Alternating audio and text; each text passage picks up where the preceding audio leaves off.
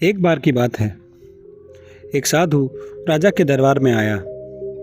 राजा ने साधु का आदरपूर्वक सत्कार किया और बैठने को कहा। राजा के चेहरे के भाव देखकर साधु ने राजा से पूछा, क्या बात है राजा, आप थोड़े परेशान लग रहे हैं।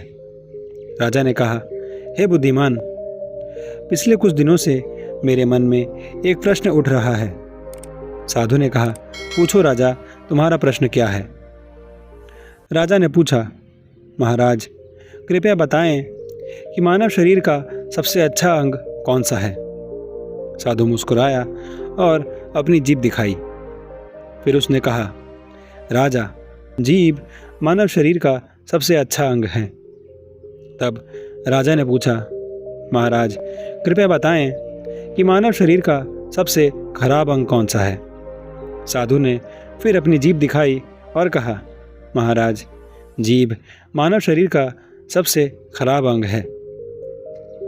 राजा ने यह देखा और आश्चर्यचकित हो गया।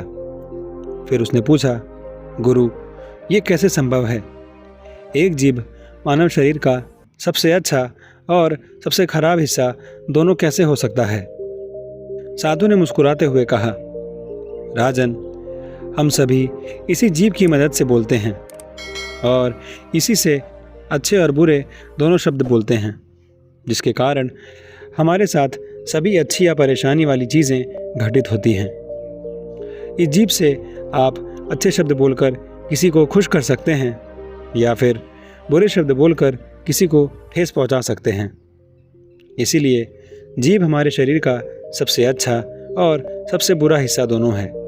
अगर हम अपने जीवन में देखें तो पाएंगे कि यह हमारी जीभ ही है जो किसी का दिल तोड़ सकती है और किसी के दिल में प्यार पैदा कर सकती है।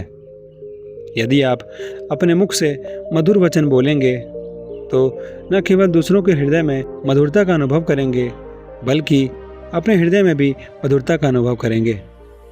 और यदि आप कड़वे शब्द बोलेंगे तो आप न केवल दूसरों का दिल दुखाएंगे, बल्कि अपने मन की शांति भी भंग करेंगे।